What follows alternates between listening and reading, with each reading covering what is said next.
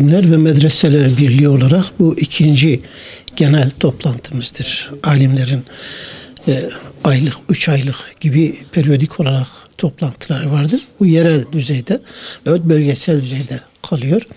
Ama diyebiliriz ki bu uluslararası bir toplantıdır. Yani Kürdistan'ın 4 parçasından bir araya gelecek Kürt alimlerin buluşmasıdır.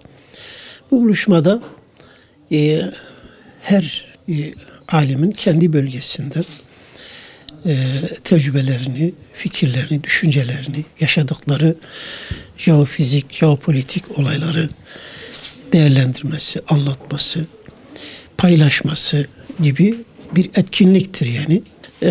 Alimlerin bir araya gelmesi çok önemlidir. Özellikle Kürt alimlerin tarihte fazla bir araya gelmeyişi bir eksiklikti. Yani Kürdistan'da biz geçen seneki toplantımızda yani epey alim bir araya getirebildik. Bazıları dedi bu sanki kıyametin alametlerindendir. Yani Kürt alimleri bir araya gelemeyecek. Yani öyle bir yanlış düşünce hasıl olmuş. Oysa ki alimler arasında böyle bir şey olmaması gerekiyor. Çünkü alimliğin tabiatı, fıtratı bunu değil. Birlikteliği, beraberliği gerektiriyor. Biz Kur'an'a ve sünnete kulak vermek zorundayız.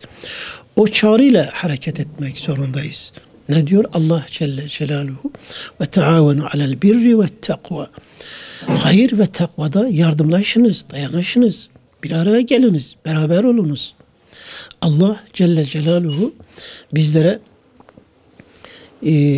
وَالَّذِينَ كَفَرُوا بَعْضُهُمْ اَوْلِيَاءُ بَعْضٍ Kafirler bazılarının velileridir, yardımcılarıdır, dostlarıdır. Birlikte hareket ediyorlar. Beraber bir güç oluşturuyorlar. Büyük güçle hareket ediyorlar. Onlar böyle yaparlarken siz yapmazsanız illa tef'aluhu, eğer siz bunu yapmazsanız, yani onlar gibi bir dayanışma içinde, bir yardımlaşmayla hareket etmezseniz tekun fitnetun fil ardı ve fesadun kebir.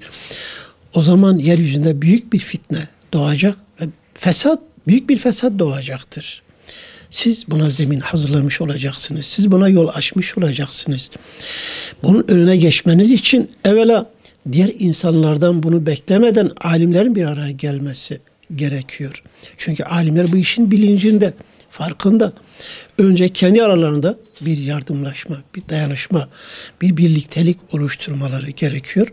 Sonra bunu diğer insanlara, diğer halkımıza, özellikle bölük pörçük olmuş tarihin hiçbir döneminde bu kadar paramparça olmamış bir Kürt halkının yeniden toparlanması için, yeniden bir araya gelip birbirlerini dinlemesi için, birbirlerini tahammül etmesi için evvela alimlere büyük görev düşüyor. Alimler bunu çağıracaklar. Yöneticiler de, siyasiler de bu mesaja kulak vererek bir araya geleceklerine inanırım yani. Alimler bu birlikteliği oluştururlarsa diğer kesimler de onlara bakarak onlardan aldığı ilhamla bir araya gelirler inşallah Teala.